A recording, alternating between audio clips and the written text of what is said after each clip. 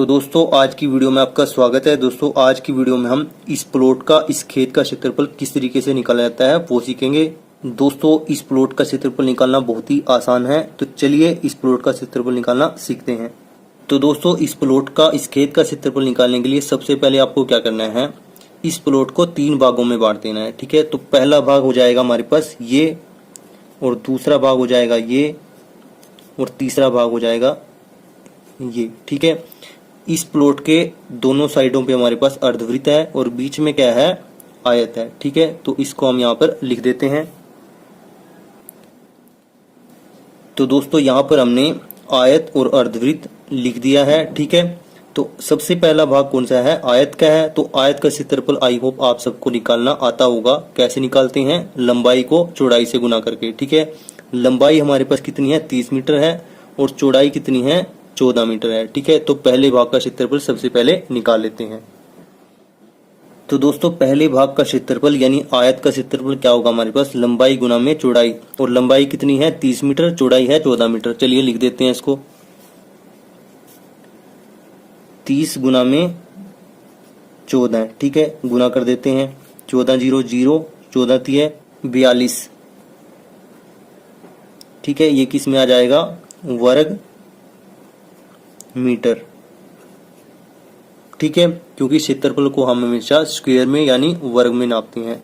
Unit हमारे पास क्या है, मीटर है। ठीक है, तो पहले भाग का क्षेत्रफल आ गया 420 वर्ग मीटर। ठीक है, तो दोस्तों चलिए अब दूसरे और तीसरे भाग का क्षेत्रफल भी निकाल लेते हैं। दूसरा भाग भी अर्धवृत्त है और तीसरा भाग भी अर्धवृत्त है। ठीक है, इन दोनों को मिलाकर एक पूरा वृत्त बन जाएगा जिसका व्यास कितना है, 14 मीटर है। ठीक है, तो हम क्या करेंगे, दूसरे और तीसरे भाग का इकट्ठा क्षेत्रफल निकाल लेंगे, और हम किस फॉर्मूले का उपयोग करेंगे, जो एक वृत्त का फॉर्मूला होता है, वृत्त का क्षेत्रफल निकालने का फॉर्मूला होता है। ठीक है, चलिए इसको यहाँ पर लिख देते हैं। तो दोस्तों दूसरे और तीसरे भाग का क्षेत्रफल क्या होगा, जो कि एक पूरा वृत्त है, क्या होगा, पाई आर स्क्वायर। ये एक वृत्त का क्षेत्रफल निकालने का फॉर्मूला है। ठीक है, और पाई की वैल्यू क्या होगी दोस्तों, 22/7। ठीक है, तो चलिए इसको निकाल लेते हैं। दोस्तों यहाँ पर आर क्या है, हमारे पास त्रिज्या है। ठीक है, और इस वृत्त का व्यास कितना है दोस्तों, हमारे पास 14 है। तो व्यास का आधा क्या होता है दोस्तों, त्रिज्या होती है। ठीक है, यानी 14 का आधा कितना बन जाएगा, 7 बन जाएगा। ठीक है, वो क्या होगी दोस्तों, इसकी 7 मीटर क्या होगी, त्रिज्या होगी। ठीक है, दोस्तों वृत्त का व्यास होता है त्रिज्या का दुगुना, 2 गुना में आर। ठीक है, और आर क्या होगा दोस्तों, अगर हमारे पास व्यास क्या है 14 मीटर है, तो आर क्या हो जाएगा, 2 बटे में आ जाएगा, ये हो जाएगा हमारे पास 7। ठीक है, यानी 7 मीटर।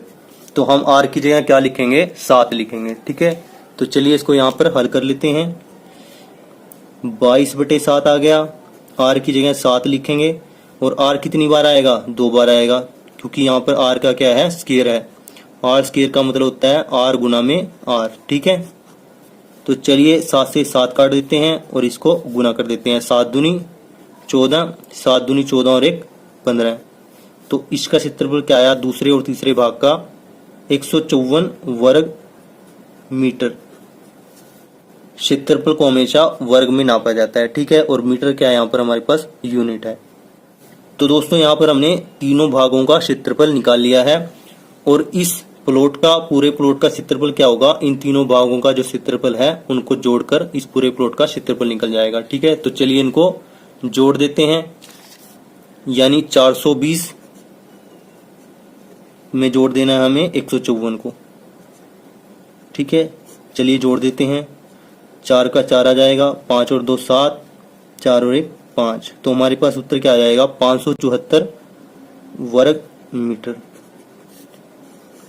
आई होप दोस्तों ये सवाल आपको अच्छे तरीके से समझ में आ गया होगा। इस प्लॉट, इस खेत का क्षेत्रफल अब आप आसानी से निकालना सीख गए होंगे। अगर आपको हमारी ये वीडियो अच्छी लगी, ये वीडियो आपको पसंद आई, तो वीडियो को लाइक करें, दोस्तों के साथ शेयर करें, चैनल पर नहीं हो तो चैनल को सब्सक्राइब जरूर कर लें। Thanks for watching this video.